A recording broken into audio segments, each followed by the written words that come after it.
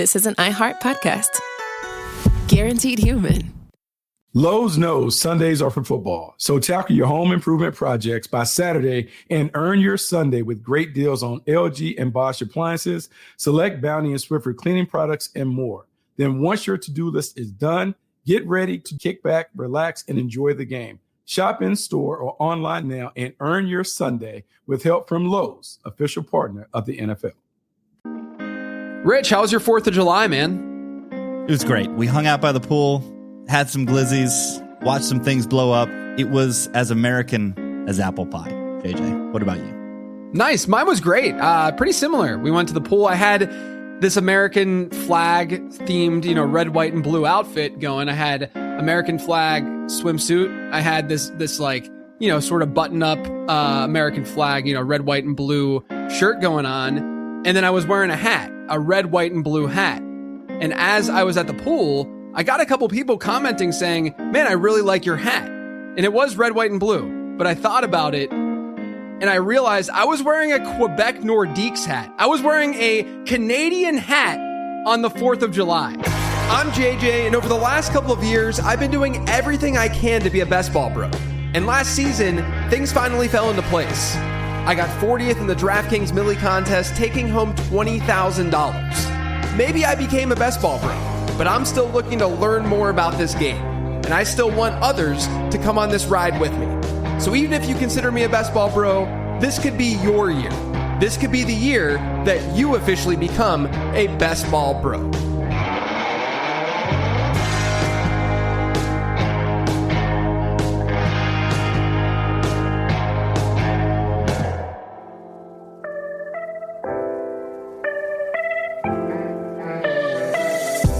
This episode is sponsored by DraftKings. We've partnered up with DraftKings again this year for Best Ball, and we've got a can't-miss offer on their biggest Best Ball contest ever. $20 million in total prizes. It's draft one, get one.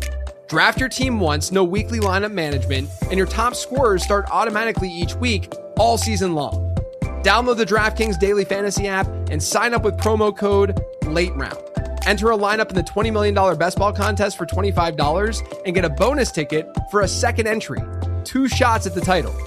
Draft one, get one, only on DraftKings. The crown is yours. Welcome into another episode of Becoming a Best Ball Bro. I'm JJ Zacharyson, joined as always by Rich Ryan. Rich, what's going on, buddy? Doing good, buddy. You weren't far off. Canada Day is July 1st, and the only reason I know that is because my son was born on July 1st, and my brother lives in Ontario. So they thought it was hilarious that I had a child on Canada Day. Canada feeling just as bad as we are about the World Cup result. I told my wife this morning, I was like, because she fell asleep, didn't end up watching the game, which, I mean, smart decision in the end. But I was like, yeah, that was the worst soccer game that I've ever watched, and I've watched a dozen of them.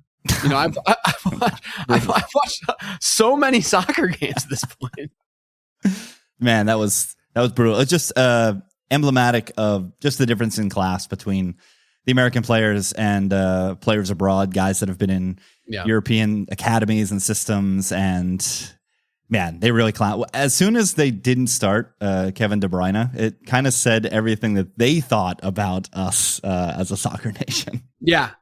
Yeah, rough night for Americans, but it's nice that we can all commiserate together. Like, you're used to commiserating only with other Jets fans, right? Yeah, this is true. And that's all you can do is go to that fan. I mean, as a born and raised Yinzer, it hasn't been that long, not quite as long as you've been dealing with the L's. But anyway, we're going to talk a little best ball today. I don't really have that much from a game theory, what I'm seeing perspective right now. I've still kind of been approaching drafts with the mentality of mixing things up from a structural perspective. Like, I don't want to only go running back, and then have these teams that are structured the exact same way, because then I'm not getting the right exposure for certain players and such. But I also think that, like, we shouldn't assume that there's only one optimal way to draft these things. I think that it could very easily be a year where we get better wide receiver production, especially at the top, or, it could be a year where we get, some of these like middle round running backs who have good pass catching profiles. Like I don't want to just dismiss them because I'm going after quarterback so frequently. So I've really been mixing it up quite a bit. If you guys want to check out a draft that I actually did today, this is on Tuesday, we're recording this. I ended up liking it. Did you watch that by chance?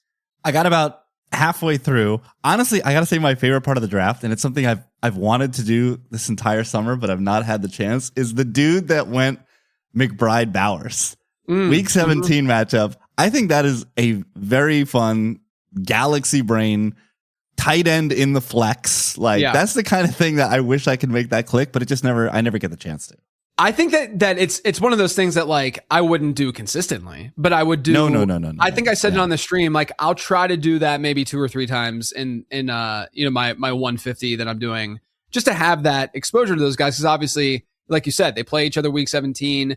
You also, in those situations, like I'm not the kind of drafter that believes in sort of cannibalizing the one position like that and sort of like just like holding on to the tight end advantage in that way. You could make the argument that in doing so, that means that other people in your league are then kind of chasing that position, which I get and I understand. The issue that I run into with that is that you're almost doing some other teams more of a favor, because if they're the team that ends up getting, Colson Loveland or Tyler Warren, especially past ADP or something, then they're sitting pretty. They're sitting fine because they can still match that tight end production to a degree.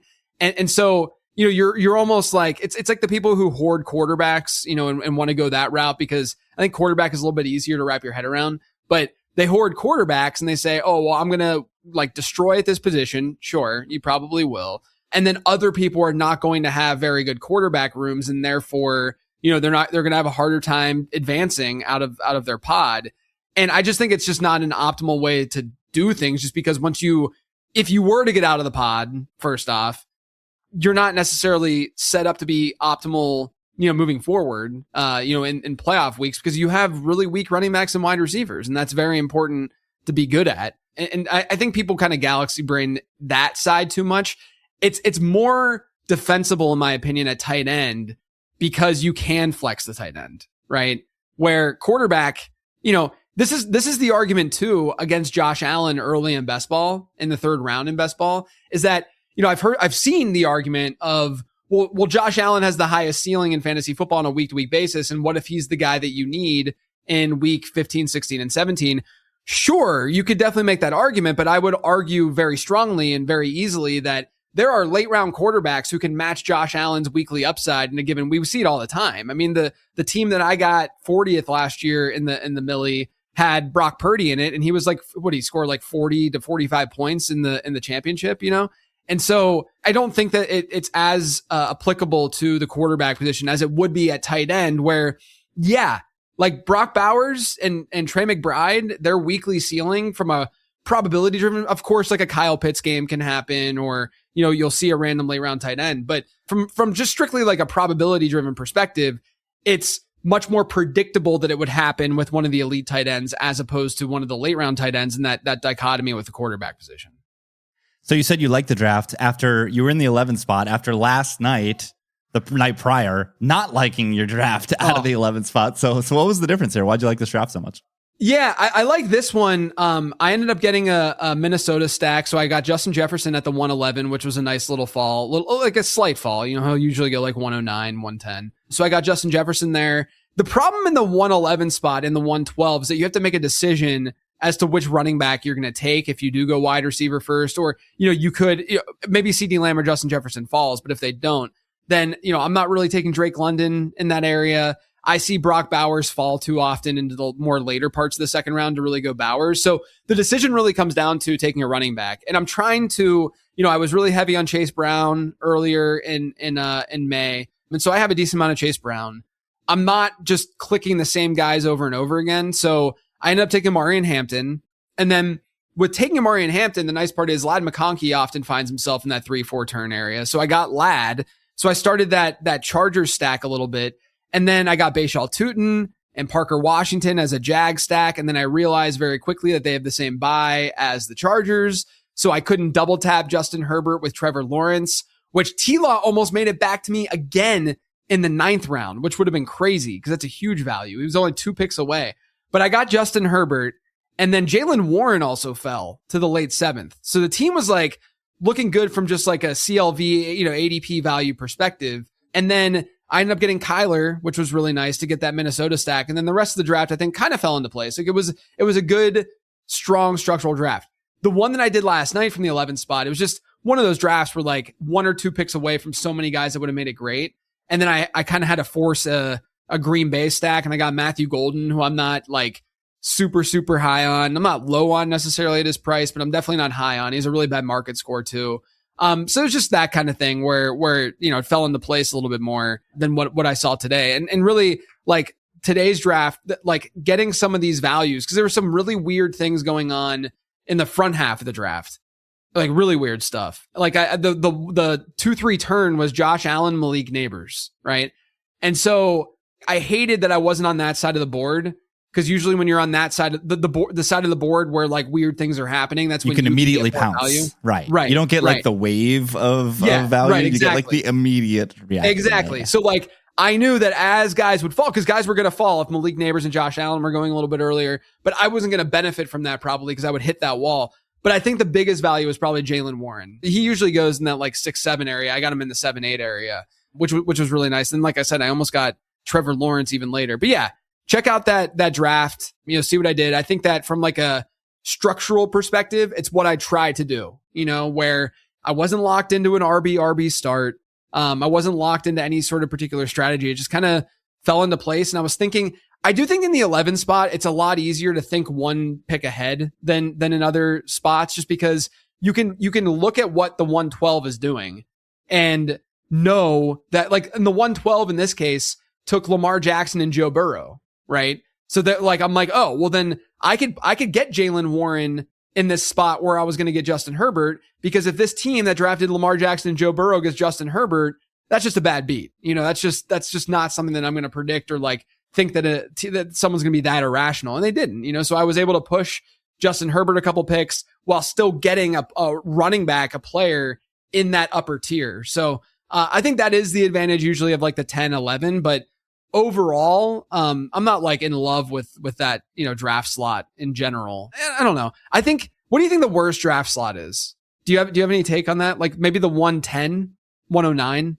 Yeah, I do think towards the end of the first round there is a little bit worse, because you don't get the benefit of picking one of the elite players right off of the top, right? And This is the pocket we talked about last year, what that beginning of the second round, where it's just kind of like very flat until the third round, and you're making a bet that isn't very certain, right? So at least you can randomize a lot, right? You can get a lot of exposure to a lot of different players at the start of the second round, but it doesn't feel like whenever you make that bet, it doesn't feel like the best bet, Well, that's because that same tier of player is falling to the middle and late second round, and so you're not getting like a tier up with a lot of those guys. And if you're in like the 103, obviously 101, 102, you get one of the running backs, but even in those spots, you can get falling values into the 202 or 211 range, let's say, and you might get like a Brock Bowers or Derrick Henry all the way down there at times. And then in the third round,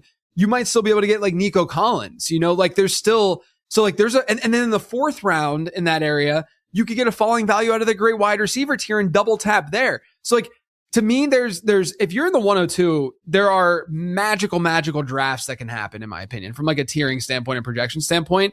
But then it's a lot safer for those things to happen in like the 104 to 105 range or so. And then once you get past, like I like Amon-Ra St. Brown a lot, so I think that's fine if you want to say 108 or whatever, even 107. But once you get into that like 109 to 111, 112 range, what's the mistake someone before you can make that you can capitalize on? Like, are we pumping our fists when Jonathan Taylor falls to us? Like, no. You're really hoping. I think the big thing is that you're hoping for a Justin Jefferson or CeeDee Lamb to fall, because that's the one way to really differentiate your build, right? Because otherwise you're just going running back, and that's what most people are doing from that area of the draft. And so, you're not able to differentiate but if you're in like the 109 and you get Justin Jefferson, and then CeeDee Lamb falls to the middle parts of the second, or your second round pick, that's where, now I have a different type of build. So I'm just going to naturally have different combinations than someone else would have. All right, let's get some risers and fallers. Let's do it. Let's look at it. Let's start with Rashid Shaheed exiting the offensive coordinator from Seattle. So a new look offense this year up in the Pacific Northwest, but people are starting to latch on to Shaheed. Yeah, look, I mean, I think that Shaheed's a really good best ball pick right now, and I'm ahead of him in my rankings versus the market at the moment. He's not going to be a late round dart throw in the guide, but he's so close. Like, he's one of those players that I could easily envision myself writing him up, in future weeks after the draft guide releases, and because I do update the guide every week. If you look at his peripherals and his usage last year after the trade, not fantastic, but I also think that we need to be realistic about what happened. Like, he was traded mid-season. He's in a new offense. Even if he was familiar with the offense, he's still in a new offense. I mean, it's a different kind of situation. I think Seattle, and we even saw it in the playoffs, like Seattle added Shaheed not just because Torrey Horton was banged up and they didn't want to necessarily rely on him in that role, but special teams. And that was a huge part. Yeah.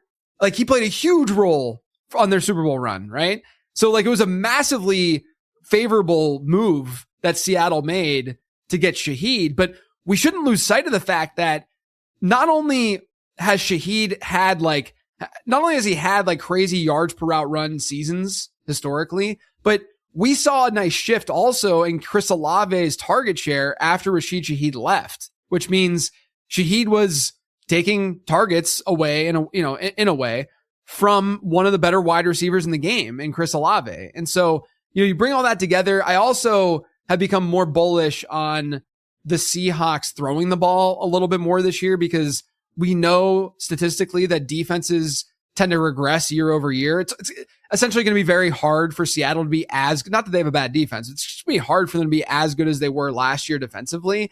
And so you bring all of that together and you're like, yeah, Shaheed in a range of the draft that just kind of sucks in general. Why not throw that dart and go after him?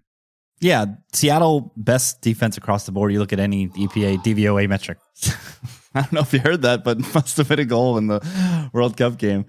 But yeah, even if they dip down to like a top 5, top 7 defense, that increases the number of opportunities for the offense and situations where they just need to score more, right? Yeah. So where a team that JSN's going off the board, obviously in the first round, Jadarian Price in the 6th, and then no Seahawk goes off the board until Darnold in the 12th. Like, again, who's going to score? Who's going to gain yards? Like, somebody has to do something.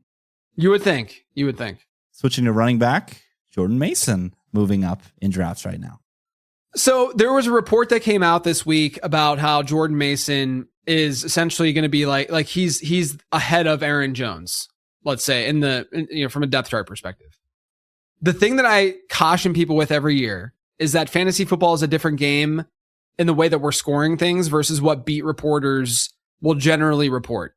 They focus a lot on ground game work and not the stuff that we necessarily care about, which is the receiving work. Like we are going to weigh receive. Brandon Gadula brought this up on the show that we did yesterday, but running back target is like 2.5 times as valuable as a running back attempt, right? In fantasy football. And so a beat reporter is not thinking that way, but regardless, there is some steam behind Jordan Mason in that backfield. And I gotta say, Rich, as someone who faded Mason hard last year, he was a player to avoid. I was not into Jordan Mason. I've never been into Jordan Mason because he's not a pass catcher. But I think at his ADP, I drafted him today on that Minnesota stack team that I had. And the reason for that is this is one of those profiles that oddly is better in best ball despite him not being a pass catching back. And the reason for that is I think there's going to be some production. It's like Chris Rodriguez. I think there's going to be some production there for those guys. I just don't know if the ceiling case is going to be insane because we haven't seen them be pass catchers, but I don't want the way that I view season long to sort of like overshadow how we should be building best ball rosters, which is get guaranteed points in the later rounds. Like you want those guaranteed points, even if it's not necessarily, especially in a full PPR platform like DraftKings, even if it's not necessarily a, 15 point throughout the season outcome for Jordan Mason, which I would be shocked by. If he's a 12 point per game player, which I think is possible in this environment with Kyler Murray and him being a goal line back. And if you look at that backfield in general, if we're being objective, Aaron Jones is older. Okay. I love Aaron Jones. And at the beginning of the offseason, I was way high when I first did my first iteration, my redraft rankings. I had a big gap between Aaron Jones and Jordan Mason. But the more that I've thought about it, the more I'm like, all right, Aaron Jones is not young anymore, right? He's definitely on the wrong side of the age curve. And then they draft Damon Claiborne, who is a smaller, he's like in the 180s from a weight perspective, speedy back who can catch passes out of the backfield, which is more of an Aaron Jones duplicate as opposed to a Jordan Mason one. And so my thought process here is that I think Mason could walk away from this season with 200 rush attempts, realistically, just given the way that this backfield currently sits. So do I think his ceiling is like crazy? No, but there are definitely builds like the one that I had today where Jordan Mason gives me a nice floor when I needed that floor. And so I think where he goes in like the 125 to 130 range, like I'm totally fine with taking him there. Remember last year he was going like round 7. Like it's a completely different math equation that we're doing here for Jordan Mason. So I'm now in on Mason. There's a chance that he ends up as a player to target, even though in the draft guide, because of all the reasons I just talked about. And there are some instances, I'm not saying that this is the way that I generally draft, but if you're in a deep league, if you're in a league that has a lot of starting lineup spots and you just need some production, I think Jordan Mason can be okay in those situations. So the gap is narrowing between him and Jones. Right now, there are 8 spots in ADP between Jones and Jordan Mason. Mason up 3 spots. Aaron Jones down half a spot week over week. Are there any scenarios with which you would click Mason over Aaron Jones, just like to randomize? Or are you clicking Jones pretty much over Mason in these spots? I don't have a strong opinion. I think that I'm just playing the ADP game, right? Like when one of them goes off the board, I will click the other one within the next pick if I need to go running back in that scenario. If I have to choose one of them, I would say I think Jones still probably has a higher ceiling because of the pass catching. And if my build kind of calls for that, I'd go that direction. Like it wouldn't shock me at all if Jordan Mason has 200 carries this year is what this really comes down to. You're buying that volume in even on a full PPR platform. Chris Rodriguez is the same deal, except Rodriguez has a much bigger hill to climb and beat, right, with Bashal Tutin, where Jordan Mason doesn't have that at all. And yes, Jacksonville's offensive environment should be better than Minnesota's, but if you're relatively bullish on Kyler and what Minnesota's offense can do, then I think that you could just argue that this backfield in general is a little bit undervalued. That we should probably be getting them a little bit more than we are. I mean, I don't know how everyone else is drafting. Maybe I should be getting them a little bit more than I am. And that's what I've been doing over the last 2 weeks or so, especially with Jordan Mason. All right, let's talk about some fallers and a guy who just can't seem to put his phone down. Needs to be live at all times. Brandon Ayuk down a full round, week over a week, now into round 18. JJ, you had been getting some exposure on Ayuk. Are you spooked by what is going on? Yeah, I haven't drafted Ayuk in a week and a half at this point, 2 weeks, since we last talked, basically. There was a tweet from My Sports Update, Ari, on Twitter that said, 49ers wide receiver Brandon Ayuk says he won't be filing for reinstatement because he doesn't want to do business with the team. Okay, under this scenario, and by the way, I don't think Ayuk has an agent. Is that right? That sounds right, yeah. Yeah, that he's doing this without an agent. So, I mean, you guys can fact check me on that. Under this scenario, the 49ers can leave him on the left squad list. He would remain on the team, but wouldn't count against the roster or receive any pay. So Brandon Ayuk's out there on Instagram being like, I'm not going to file for reinstatement because then I have to do business with the 49ers and I hate the 49ers. But that's literally the only way he can play football. The very next Instagram post, he's like, all I want to do is get back on the field. It's like, bro, this is what you got to do to get back on the field. You got to sign. You got to talk to the team. You have to send one email to press@49ers.com. Yeah, and then all of the drama with Jaden Daniels that's gone on. I mean, part of me wants to believe that it was staged and it was like a way for something, for the Commanders to get him cheaper, whatever the case may be. I'm hoping that that's the case, but I don't know, man. The way that Ayuk's been acting, I don't know if he could think that. I mean, just be that thoughtful about, scheming something. So yeah, I mean, like, it's a really crappy situation all around. I'm avoiding Ayuk right now because before I'm like, I think he's going to play. I just don't know where or what that's going to look like. I would honestly say there's a better chance than not at this point that he's going to play football ever again, right? Like maybe it's probably like a 50-50 shot, right? Like we've seen this happen before. Deontay Johnson was not as out in the open with all of this and like airing grievances and et cetera. And look what happened with his career, right? He's not as good as Ayuk, but he's not a bad wide receiver. And he's out of the league essentially. So I'm very nervous about Ayuk.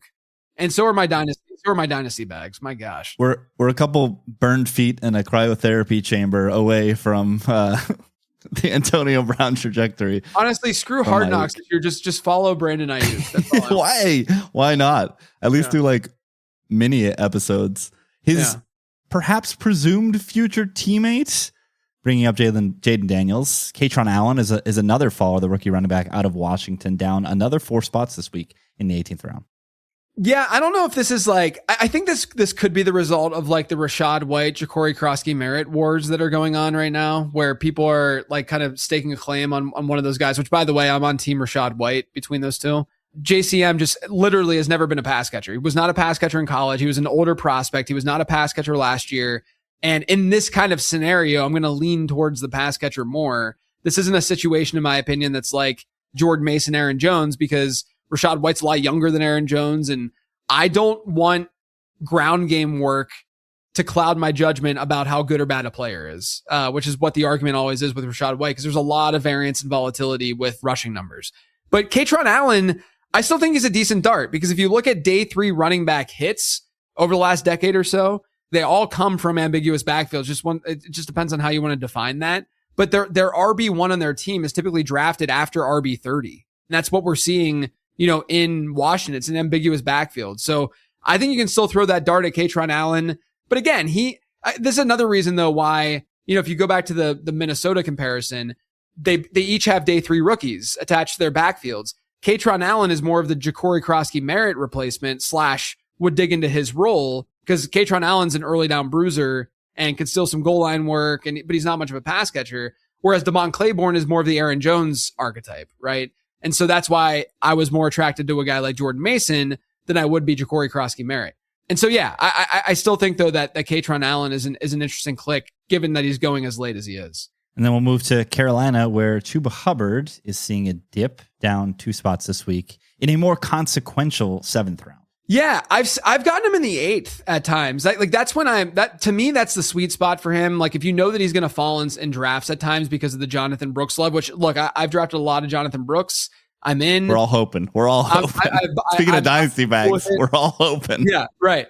But Chuba, I've had some hero RB builds or even 0 RB builds where I draft Chuba because I do think that there's a floor with Hubbard, generally speaking.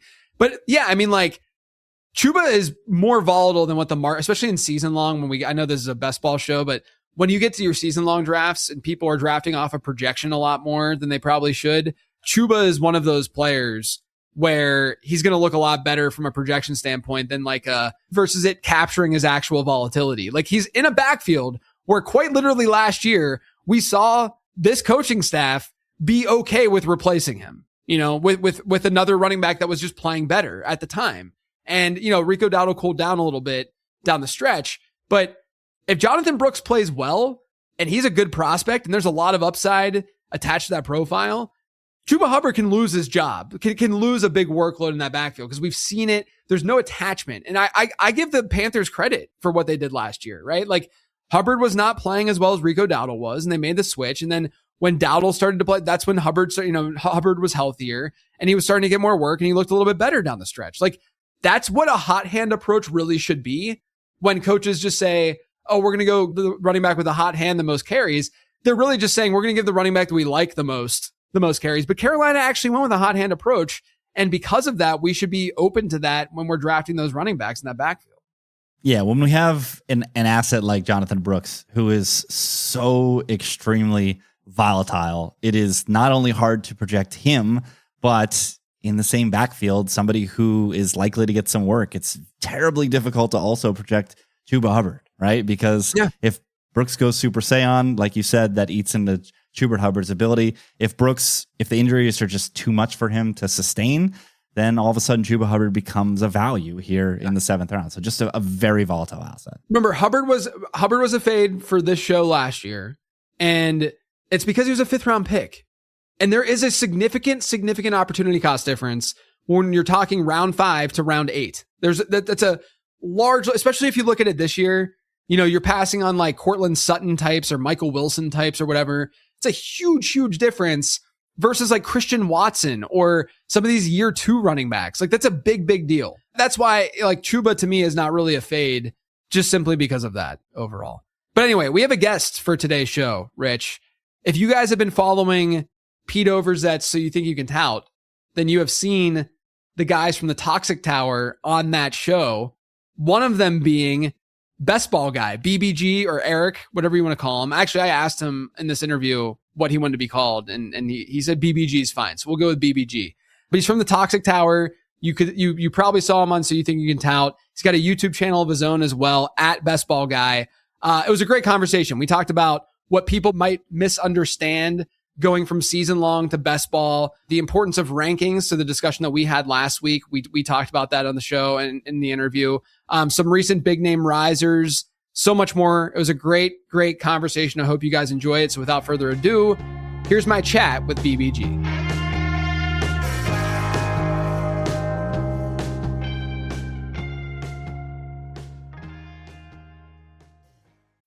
For adults with Crohn's disease or ulcerative colitis symptoms, every choice matters. Tremfya offers self-injection or intravenous infusion from the start. Tremfya is administered as injections under the skin or infusions through a vein every 4 weeks, followed by injections under the skin every 4 or 8 weeks. If your doctor decides that you can self-inject Tremfya, proper training is required. Tremfya is a prescription medicine used to treat adults with moderately to severely active Crohn's disease and adults with moderately to severely active ulcerative colitis. Serious allergic reactions, increased risk of infections or lower ability to fight them, and liver problems may occur. Before treatment, get checked for infections and tuberculosis. Tell your doctor if you have an infection, flu-like symptoms, or need a vaccine. Explore what's possible. Ask your doctor about Tremfya today. Call 1-800-526-7736 to learn more or visit tremfyaradio.com.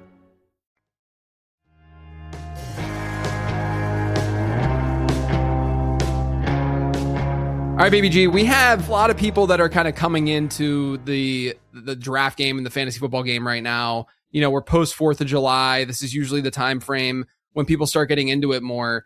What do you think for people who are maybe getting into, dipping their toes into best ball a little bit?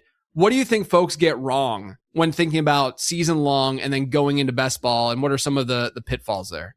Yeah. So I was imagining someone coming over from, a redraft landscape into best ball for the first time. And one of the things that I think that people need to realize about best ball is you're playing a massive tournament here. That is really the big difference here is you have these tens of thousands to 100,000 person contests, and essentially you cannot add and drop players, right? That's the major difference with best ball. So you need to plan your teams to have not only the firepower for the late season, which can come sometimes from those, handcuff running backs, rookie wide receivers, stuff like that. But you also need to be careful about the fact that you can't add and drop players. You need to also try to not take zeros on your roster. So it's really this game of building teams that don't have zeros, but also yet have upside baked into some of these profiles that can break out late and give you that like late season hammer. You really want to look down at a team in best ball that advances through the regular season into week 15 that has these really fun rookies that are recently breaking out, or you do have the Bucky Irving of 2024 who has taken over the backfield that you got in the 15th round and is starting now on your roster, that kind of thing. Yeah, I was thinking about this. I was actually doing a live stream last week, and we always hear the phrase better in best ball, right? Where like these players are better in a best ball environment than they are in a season long environment. Yeah. And I think that when people, and to your point, I think that the way that people think about that is almost backwards, because they often think, oh, I need, like, of course you need spike ceilings and weekly ceilings and such. But I also think that, like, they're not thinking about it. Like for instance, Chris Rodriguez, right? Mm-hmm. Or Jordan Mason types, like those types of like early down grinders where their ceiling from a receiving perspective isn't that crazy. I don't really mind like a Jordan Mason. It's whatever. I mean, it's late enough that I'm not going to really like care if someone like has like a really hardcore stance in these guys. But realistically, like a Jordan Mason type, I'm probably going to like more in a best ball environment than I am in a season long environment, because there's going to just be some production from those players, but we might not know when that production is going to come. And so I think that there's also, like, to your point of not taking zeros, like those players that we typically are like, oh, I don't really care about that guy. Cause like even in my draft guide every year, I'm just like, get the guys that have ceiling, only worry about ceiling. And that's what you should be doing. But you actually do have to think about the floor for these players and not just draft, you know, Nick Singleton over and over again, because there's a chance that Singleton's a zero this year. Like that's a very distinct possibility. Not to say that he can't be something. I still have drafted him, but you have to check yourself a little bit and make sure that you're not overweight on some of those players. Is that the way that you kind of see things too? Yeah, and I'm fine if you want to be overweight on Nick Singleton, like call your shot on these late round guys, of course. But absolutely, I think every single year, the staple of having good advance rates are the middle round running back hits. Like they could be Jordan Mason or Chris Rodriguez this year. I mean, we saw it with like ETN. I don't know if we want to say H-Chan Jr., but ETN, Javonte Williams last year. These guys were the same exact bets, right? Kind of grinder backs on kind of ambiguous backfields. The way I guess those, they are ambiguous. Yeah, I would say Tootin's an ambiguous, player right now. So it's like these guys can be massive advance rate pieces. So absolutely, but and then in the same right, you can still mix in a really fun upside pick like a Nick Singleton at the end of your drafts. Yeah. So I always try to like balance all right, how risky was I in some of these profiles earlier on in terms of getting guys that might be zeros, and then late, like there was a draft I drafted Zach Charbonnet, which I haven't gotten a lot of Charbonnet, but it was he fell, whatever. And then I was contemplating, I was in chat, and actually Emo was watching. So shout out Toxic Tower. But Emo was watching the stream, and it was the 20th round. And I'm sitting there and I'm like, should I go running back or wide receiver? And Emo was like, you should go running. And he made a great point. He's like, because I let the chat kind of vote which direction I go in. And he's like, you got to get running back because we can't assume that Charbonnet, is healthy. He could be a zero realistically. And so I ended up going running back in that case just to get a little bit more beef, at the position after potentially taking some of those zeros. All right. With all that being said, what's one of the more overlooked thoughts or strategies you think that more people should be aware of with best ball? Yeah. So this one, I wanted to relate it to my DK Millie Maker finals team last year. And I'm just going to say it's unique pairings. I think last year in this sometimes the unique pairings come in two ways. Sometimes it's a forced unique pairing where I go Genty at the turn, but I pull up Nico Collins or something, like something where the ADPs don't line up whatsoever. Or if you're in a spot, and this actually happened to me in a draft last night, but last year I was able to go Amon-Ra, and then Puka fell back to me. I don't remember if this was during the Matt Stafford back problem kind of thing, but the Amon-Ra Puka combo last year accelerated that entire team into the finals. So I think having that unique pairing can be a big lever to pull once you get to the finals. So, and this is kind of there's two ways to think about this, right? You can either force the unique pairing, or if you're in the middle rounds, like if you get picks 6 through 9, kind of, you can almost go off of the top of ADP. And last night I was doing a Millie Maker and I got Amon-Ra at 9 or 10, and then Lamb fell all the way back to me. And that in my head, I was like, that is almost the exact same feeling as how it felt when Puka fell back to me with Amon-Ra on that team that got me there. So I would say that, or one other thing would be winning the flex. And I think this one might be more actionable, but I think people take quarterback and tight end too early, to be honest with you.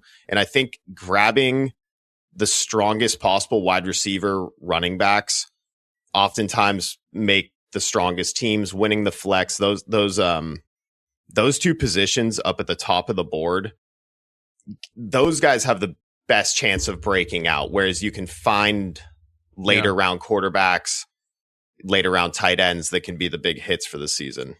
So when you talk about unique combos, and specifically with the Millie, is that something that you're doing immediately now, or are you waiting maybe until like August to make sure that ADP settled a little bit? I'm waiting till August. Great question. Okay. Yeah, definitely waiting till August. We know news can move stuff around. I would say maybe, you know, if you're doing all 150, you know, you get that itch during the summer. You know, you mix it up a little bit because you don't think Nico Collins is going to move anywhere or whatever. But as we know, guys get in legal trouble, they get injured. You know, there's not really too many reasons why guys rise all that much, but they can definitely fall. So I do like to wait till August. I think doing the majority of my expensive drafts, I like to do them in August in general.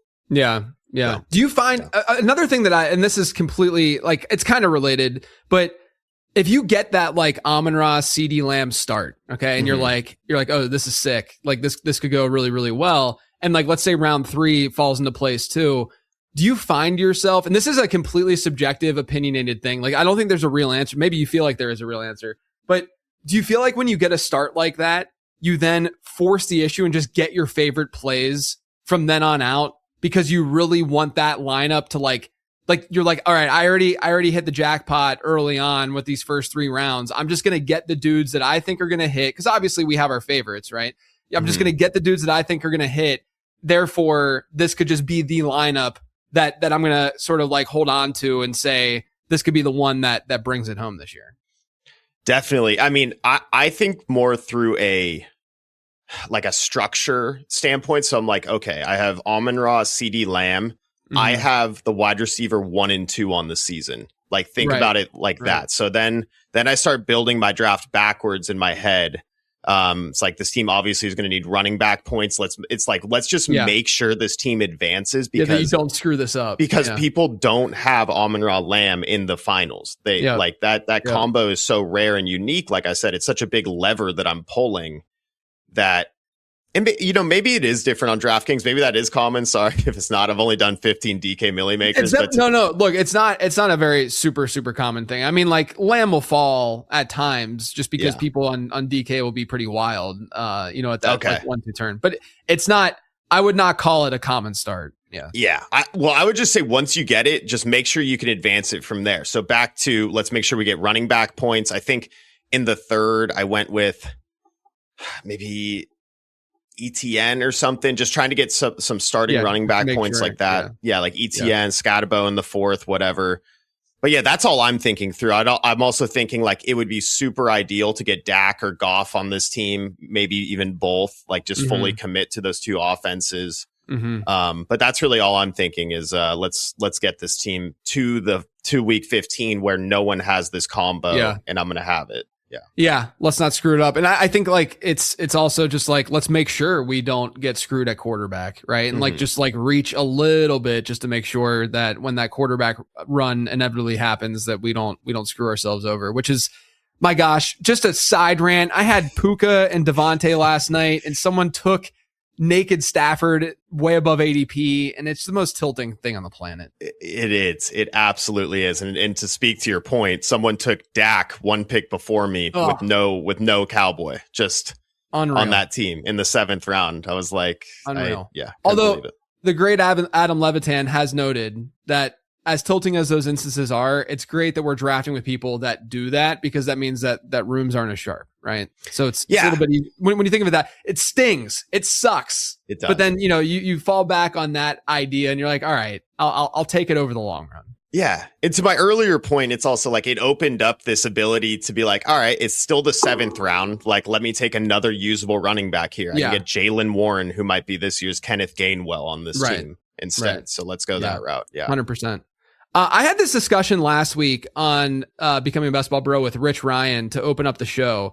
And I want to hear your thoughts because, you know, in the fantasy football space, especially as touts and as analysts, everyone wants rankings and we know that. And so we produce them and we, you know, give them out and whatever. And in my opinion with Best Ball, my opinion was best ball rankings are generally probably a little bit overrated in the way that the average player looks at them. Would you agree with that statement, or do you think that they might be underrated? I wouldn't say they're underrated. I do think they can be useful though, because I think what rankings allow you to do is see who people are really out on more so that people are into. I think that's a good way to look at it, because I don't really want to take a guy 15 spots ahead of ADP if I don't have to, especially in the early rounds. Like, we can push the guy to his regular spot most of the time. But like, I've seen rankings that worked really well. I think like 2024, Michael Pittman was like, a 4th round pick, but a lot of people's rankings had him as like a 7th round pick. It's like, okay, that's a good, like, full fade. Like, that's, so I think rankings work really well for fading. And I think they work well for maybe later round guys that you should be getting a bag of. Yeah, really is kind of how I view them. But they should be tiered. If they could be perfect, they would be tiered, right? Because it's like, I tried to do rankings one time, and I was just like, well, yeah, I have Hampton, like, or whatever. It's like, yeah, I like Hampton over Derrick Henry, but at the same time, I'm like, dude, Derrick Henry could bury you. So right. It's a 51-49 type thing. But how do I articulate that in this ranking that you're downloading? Yes. I mean, tiers are huge for my process for sure. Especially like the 4th round wideouts this year. Like, they're all, to me, there's just so much upside. Like, I am a Luther Burden truther, so I'm getting him every time he falls for the most part, right? But like, regardless, like, I don't have like insanely strong opinions. My opinion is, if you're in like an auction draft for season long, just completely gobble up a lot of those dudes and don't worry about the early round guys, because you can just get so much value with that tier of wide receiver. A question that I get very frequently by Best Ball Bro listeners is how to determine exposure to players. Do you personally set a hard cap? Do you think that there's like a general, like, formulaic way to do this, or do you think it's more of like a case by case, how you are individually from a risk tolerance perspective? Well, it's definitely a risk tolerance thing, right? Like, if you, and like, this is one of those years that you could do something like this. Like, if you wanted 30% Puka Nacua because you think he's the best wide receiver in the NFL and you want to have that lever on most of your teams, you can take him at the 101, 102, 103, 104. So you can do something like that. That is crazy risk tolerance though, because you're fading Gibbs, Bijan, Jamar Chase. Right. So the main thing I would say is, once again, I think having in the early rounds, I think for me personally, it's about a 20% cap on certain players, I think would be realistic if I had to guesstimate.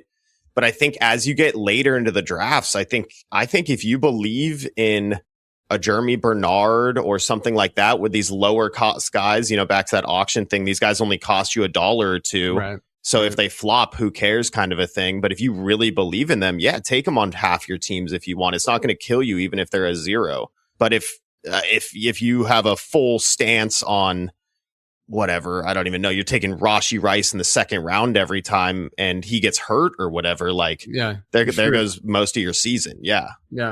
Do you have like, how many guys over 20% do you think you'll be at this year? Like, or per season? Like, just generally. At all positions? Yeah.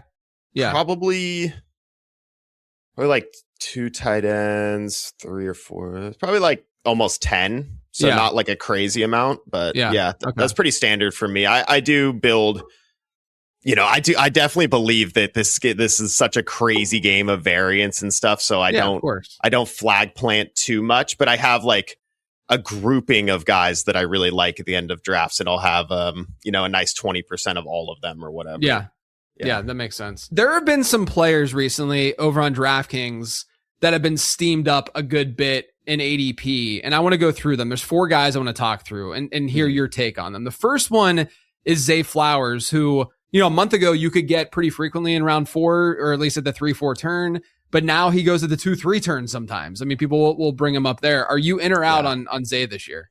Yeah, I know. I mean, and I've definitely seen that. Oh man, I'm like, I want to say neutral because he's such a good talent. I love Declan Doyle coming over to the Ravens offense. I think we're going to get like this new revamped Lamar Jackson-esque season, could be an MVP type season. But at the end of the day, I mean, we still have Derrick Henry scoring most of the touchdowns. You have Lamar rushing in the touchdowns. You have Mark Andrews, who's a red zone threat. They do bring in some competition.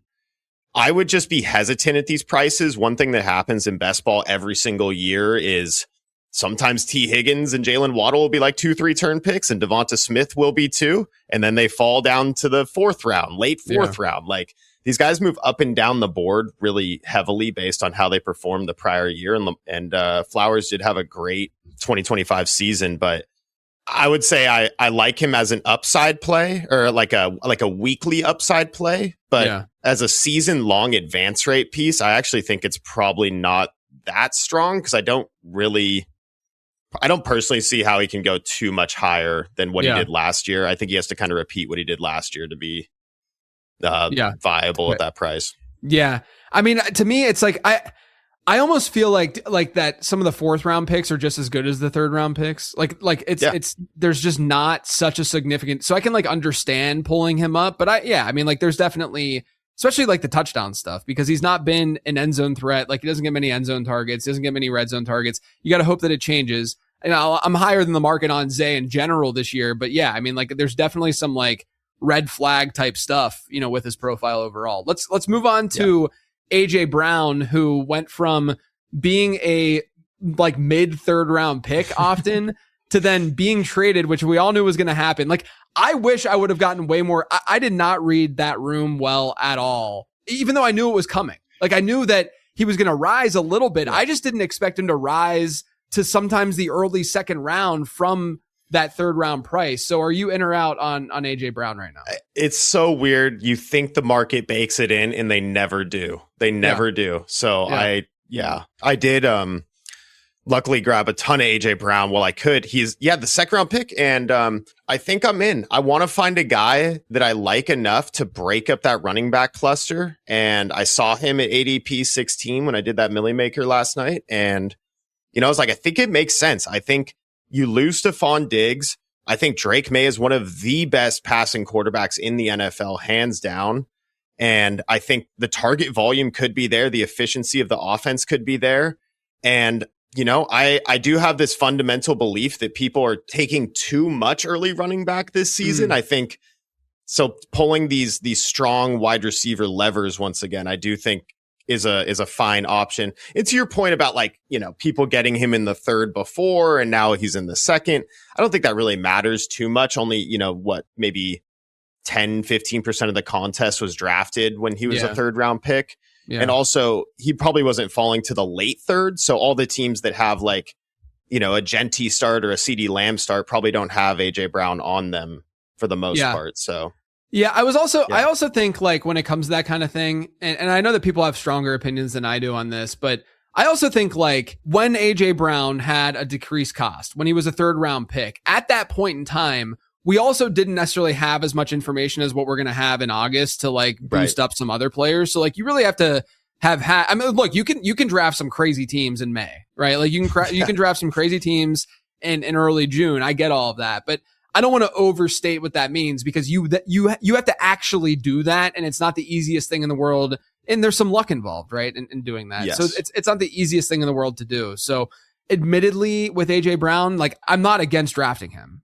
I often am gravitating towards the running backs, but to your point, I'm trying hard to differentiate my structures, my roster construction this year, because a lot of people are just kind of like an autopilot, just going like RB in that area of the draft. And that I think is the way to not do it, right? Is to get AJ Brown. So, and I don't want it to be overlooked. Like, AJ Brown could have 160 targets this season. Right. Like, they really could feed him, and he has not slowed down whatsoever in that. I think people are really traumatized from the Eagles experience with him. Oh yes. So, I mean, we're seeing it with Jalen Hurts ADP and stuff right now. That one is crazy too. It is crazy. He's way too cheap. He's way too cheap. Like, I understand if you don't like that he doesn't throw over the middle of the field or whatever, but take Jalen Hurts in the 7th round when you see him. Agreed. For adults with Crohn's disease or ulcerative colitis symptoms, every choice matters. Tremfya offers self-injection or intravenous infusion from the start. Tremfya is administered as injections under the skin or infusions through a vein every 4 weeks, followed by injections under the skin every 4 or 8 weeks. If your doctor decides that you can self-inject Tremfya, proper training is required. Tremfya is a prescription medicine used to treat adults with moderately to severely active Crohn's disease and adults with moderately to severely active ulcerative colitis. Serious allergic reactions, increased risk of infections or lower ability to fight them, and liver problems may occur. Before treatment, get checked for infections and tuberculosis. Tell your doctor if you have an infection, flu-like symptoms, or need a vaccine.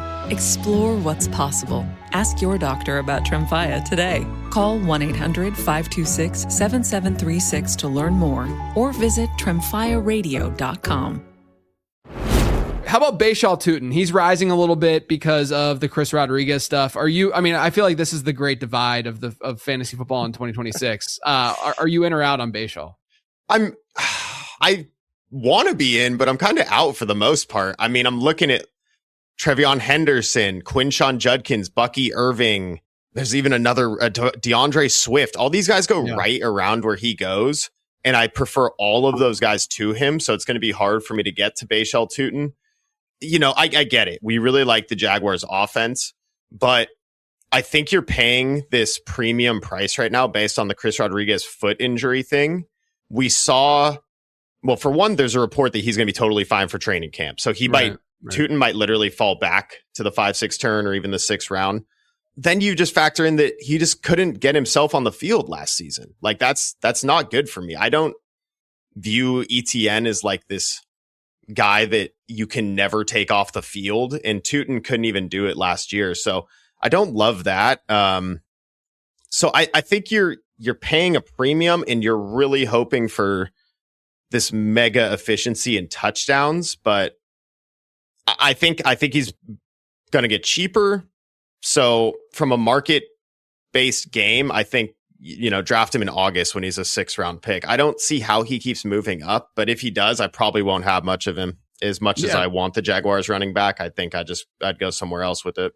It feels like there's a better chance than not that Chris Rodriguez is like, we're not going to get to training camp and Chris Rodriguez is like, oh, his foot's falling. It's like a Joe Mixon situation or something like that, right? Where it's like, so I think probability wise, you're probably right that Tutin could then just immediately see a lower price. And if you're playing the long game here, right? If you're drafting in May through August and you want to just capture as much CLV as possible, then it would make sense to just kind of wait on Bashal if you're not I was a Tutin truther from him as a prospect. I think that in season long, he's a target because of the way that other platforms have him ranked and stuff. Because best ball ADP is not the same as season long ADP. It's just go look at what's going on over at ESPN, etc. It's different. Where do they got him? He's more of like closer to like the 25 to 30 range at running back, whereas here he's more of like the 20 to 23 ish range, right?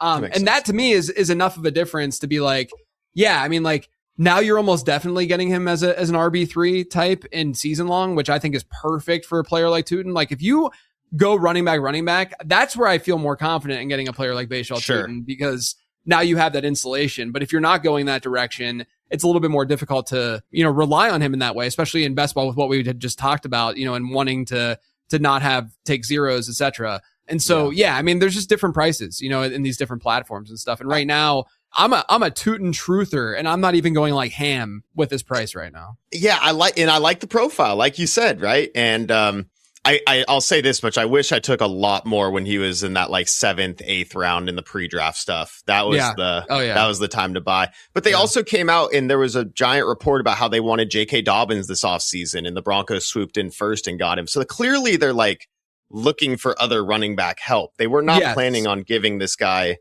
280 carries this season. I don't think so. What do you think of this take? I had this take with the J.K. Dobbins thing where everyone has tied Chris Rodriguez to Liam Cohen because they have a history, right? Because he played with him in Kentucky and Chris Rodriguez was handpicked. But doesn't the J.K. Dobbins report say the opposite of that? That he wasn't, that Chris Rodriguez wasn't there? Yeah. Because they were going to add somebody, and maybe J.K. Dobbins was the top guy that they wanted to add. And I think that would impact like maybe the way they view Tutin. But overall, I'm like reading this report, the natural response is like, oh, they don't like Bashal Tutin. But I'm like, I think the response might be that like they don't really like Chris Rodriguez the way that people think that they do. And the sad part is like the fact that I am saying not to take Tootin because of Chris Rodriguez really upsets me, honestly, because like I don't think Chris Rodriguez is very good whatsoever. Right. I just worry because Trevor Lawrence had like 9 rushing touchdowns. I just don't know. Yeah. I just worry that Tootin won't score that much, but maybe he will. It's a fair look. I like your third running back take. That's a fun one. Get him as your third. Yeah, that seems fun. That's what I've been trying to do mostly. And then obviously I'm doing enough drafts that I can just wait till he falls. You know, I'm not at the 4, like I'm still in the wide receiver tier at that 4 or 5 turn area. Yeah. You know, right. We're still taking you're Waddle getting Devontae Adams and Jalen Waddle and these guys who we know are just good, especially on a full PPR platform. But if he's like 5-6 turn, then like I'll especially because in that area, you're typically going running back, or oftentimes you're going running back. And so he is your RB3 and it's a lot easier. Not only that, but if you get Tootin in the back half of the 5th and into the 6th, that's also Trevor Lawrence range in the 7th and 8th, like where he will generally go. So you can like start stacking Jags, getting Parker Washington or Brian Thomas, however you want to do it. So like that's kind of the approach I've taken with Tootin, is that I'm not fading him by any means. I'm just kind of picking and choosing where I end up getting him. That's fair. I do the same thing with Trevion Henderson, who I have a huge stand on this year. So, I do like him when he is my third running back. I think he has that hammer ability to win you any week possible. And so as a third, maybe more up and down throughout the season though, with Ramondre still there, of course. All right. The last guy I want to touch on, I don't know if it's like an ETR effect or something, because I think Silva's high on, or like moved him up his rankings a whole lot. But Quentin Johnston was like, I swear, like a 9th or 10th round pick one day, and then the next day he on DraftKings was like a 6-7 turn player out of like literally in like a 48-hour period. So where are you at with QJ right now? I was shocked. I saw him go in the 6th round yesterday. I'm out on that price. I don't get it. He doesn't have the full PPR kind of scammy thing to him. So he's not going to be this dominant target earner. His whole thing is based on like his yak ability, I guess. But no, I'm out on the 6th round. I don't think he's better than Ladd. I don't think you're ever going to be the wide receiver 1 on the Chargers. I think the Chargers inherently also want to run the absolute crap out of the ball. They have everything in their power to do that, blocking fullback, blocking tight end, one of the best O-lines in the league, 2 really good running backs. I think you're just paying for a very expensive, inconsistent spike week guy. Like, I dare to say I'd like take Rashid Shaheed or something. Yeah. The interesting thing with QJ is that if you want to, like, I try to like arbitrage a little bit with season long, right? Where if I'm out on a guy in best ball, or if I don't like his price, you can look at season long and see his price. Totally different in season long with QJ. If you guys want QJ exposure, my recommendation would be he's going to be he's actually a dart throw in the draft guide this year. Spoiler alert, because he goes after wide receiver 50 on an ADP on all these other platforms. And so if you want to get QJ exposure, do it in season long. I think he's a great season long pick because there's some outs for him, and and especially if you're in more of a half PPR environment, like you said. Like I like the fit from a yak perspective, all of that. But if you're taking QJ in the same range as these elite quarterbacks, and like like it's crazy to me. It's wild, and maybe we're idiots at the end of the year, but I don't see it right now. He, through week 5 last year, I felt like an idiot. Me too. Dude. I've been burned by QJ so bad. He was my most drafted player, one of my most drafted players his rookie season. Yeah. And then I was so burned. I was like, I'm never drafting you again. And then sophomore year just goes off as a 15th round pick. So yeah, I feel you. I don't want to be chasing the dragon there. Speaking of fades, do you have any pretty hard fades in the early rounds this year? I do. I have a pretty strong fade on Jonathan Taylor right now, which does freak me out. Because we know he has the ability to drop 40 every single week. He is one of the most talented running backs in the NFL. But I have the same feeling that this is kind of what happened with like Saquon last year. Saquon in 2024 had like 5 60-yard touchdown runs. It was the Eagles franchise record of 50 yard, or maybe the NFL record, honestly, of these touchdown runs. And I feel like Taylor did that. He did great last year with that. But you're coming into an offense that has a quarterback with a torn Achilles. The backup is Riley Leonard, who I don't think is very good. Or maybe it's Richardson. I'm not even sure there. But either way, I don't think it's a great situation. And I also think the Colts just got off to this extremely hot start that is not going to be repeatable for the most part, I think. And he could bury me. Like, could you need Jonathan Taylor against the Browns week 17 potentially? 100%. Yeah. So that's where I'm like, I'm definitely going to mix in some Taylor at the end of maybe at the end of August, once I can see how many Taylor teams I have, basically. Mm-hmm. But yeah, from an advance rate perspective, I don't think that I'm going to want Jonathan Taylor. If you look at his splits from week 1 to week 10 last year, which is when he, like, everyone is sort of like anchored to what he did, during that stretch, he averaged like 27.5 PPR points per game. It was crazy. Like, he was going absolutely nuts. And then I think that people look at like the other split, out of this, past week 10, and they assume that, that was just because Daniel Jones was out. But even the next 3 games after that split, because I think it was that Falcons game that was overseas where he like went nuts, went absolutely ham. Jonathan Taylor did. And then after that game, he averaged like 12 PPR points per game for 3 weeks. And then Daniel Jones went down and he averaged 13.3 PPR points per game down the stretch, which really, like, again, we know the ceiling is there, but also I'm not sitting here. I don't want to bet on Indianapolis. Literally, they were the best team in touchdowns per game through the first 10 weeks last year. And that's crazy, right? Yeah, like, they were the best team in the NFL. Like, if you had through week 8, if you had the Super Bowl odds, it was probably Colts to go to the Super Bowl. Right. And Daniel Jones now coming off the Achilles and, just general regression. Like, I think Jonathan Taylor's a general fade this year just because he's placed in a tier above the Genties and even like the James Cooks, if you want to throw him in there, if he does end up catching more passes, like the reports are saying, or whomever.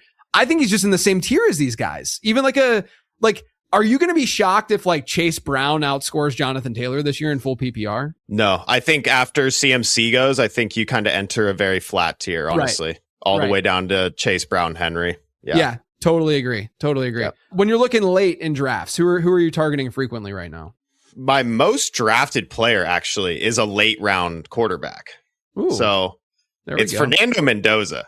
I don't know if this qualifies as late, but that's late. Anytime we've basically found out over the last few seasons that the Sims absolutely agree with 3 quarterbacks, especially on the 20 round DraftKings.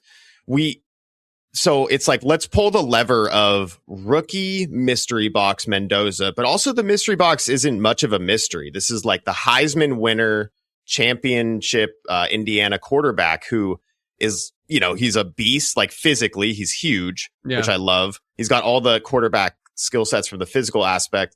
But he also has a rushing side to him, which I think people underestimate. I think his ability, he's like, maybe not like, obviously Lamar or anything like that, but he's got like a Trevor Lawrence in him where you get around the goal line and this guy's got a nose for the end zone. So when I can take that third quarterback who I know is going to be starting at the end of the season, yes, I do not think Kirk is playing the whole season. I don't know if there are Kirk truthers out there that think he is, but you factor Clint Kubiak, 2 absolutely elite weapons with Bowers and Genty that you can throw the ball to. And his ability to run in touchdowns after pick 170 right now is a fantastic lever to pull, in my opinion. And then on top of that, week 16, he plays the Titans in a dome. And then week 17, he plays the Cardinals in the dome. Yeah. So if you have Mendoza by week 16 on a playoff best ball team, I think you're feeling so good about your chances. Yeah, I love that call. I think that's one of the, in going 3 quarterback, if you get 2 pretty established guys where you're like, I could just settle here and be done at quarterback, like, he's been one that I just kind of tag on, especially if I got Bowers early. Like, it's a lot easier. Or just a Cardinal. If you took Jeremiah Love or McBride, just have the bring back. Yeah, totally agree. That's a great call. Love that. All right, before I let you go, give me a bold take for this 2026 season. Bold take for this 2026 season. I'm going to say, man, it's like you can go a bunch of different directions. You do a player take, do a macro take. Let's do a macro take. I'm going to say wide receivers matter. I think people are completely out of the loop with what they're doing at wide receiver.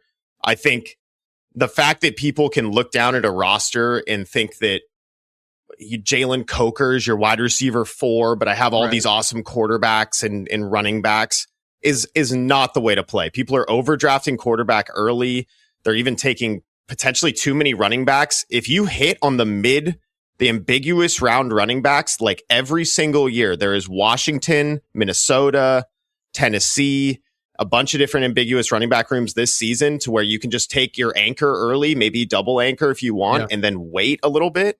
That is the way to play. Even Broncos now, the first Broncos running back goes off round 8. That's an awesome running back room.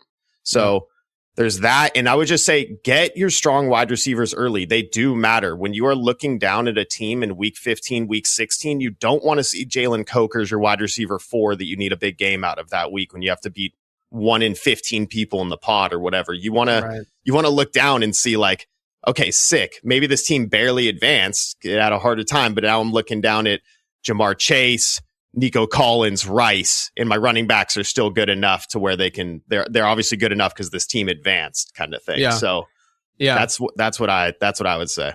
I love that. I also think that like this is a really good year to mix up your structural drafting and like don't be super rigid with like just doing the same thing over and over. Not only have I learned through doing this that that's just a really easy way to like get your exposure in a good place, right? By not just doing the same thing over and over again. Because if you're just drafting running backs early over and over again, you're going to have 0 AJ Brown. You're going to have 0 Drake London. You're just not going to have these guys who we know objectively are like, I even look at my portfolio sometimes. I'm like, oh crap, I don't have nearly enough Drake London right now, even though I don't like love London this year in his situation compared to other guys. But I'm like, I understand that he has that outcome of just destroying in a playoff week because it's Drake freaking London, right? And especially in a full PPR platform. And so I think it's just really, it's a great call out. Like it's very easy to listen to shows like this and be like, all right, it's optimal to go running back, and then to, do whatever you want with these middle round quarterbacks and stuff. But like you can't let wide receiver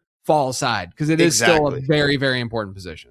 Exactly. Yep. That's really about it. Yeah. And then back to the earlier point is like, put Drake London on a Genty team. I'm not saying you have to start wide receiver, take an anchor running back and then pound wide receiver. Like have your wide receiver 5 or 6 wide receiver 5 be something really fun. Like maybe it's a Mekhi Lemon in the 8th round. Yeah. Who you're looking down the stretches, getting more targets than Smith or whatever. Like, and you're advancing that team. That could be a really fun squad for you. So yeah.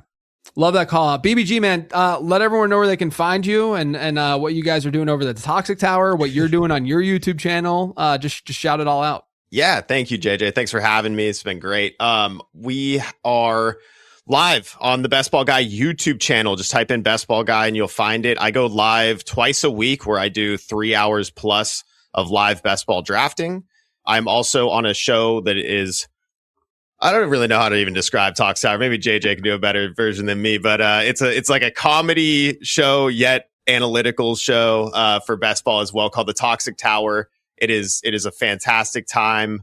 We do that show, one public show a week, and then also one members only show a week. For $5, you can become a member over there. So go check it out, man. Yeah, if you search Toxic Tower on YouTube or Best Ball Guy on YouTube, you should come across that.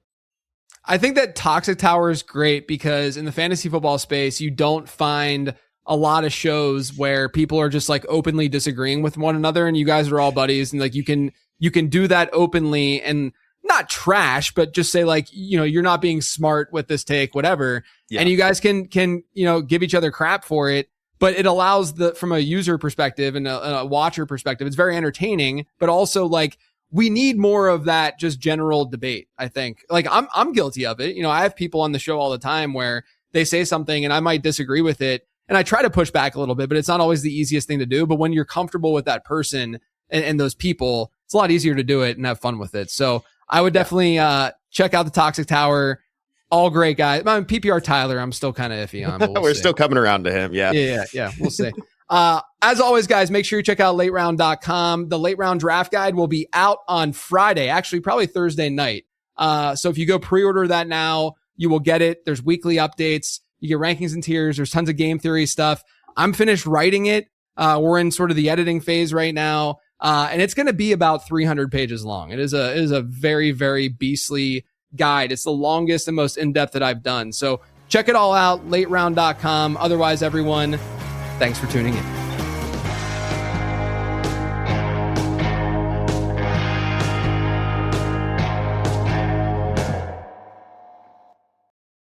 This is an iHeart podcast. Guaranteed Human.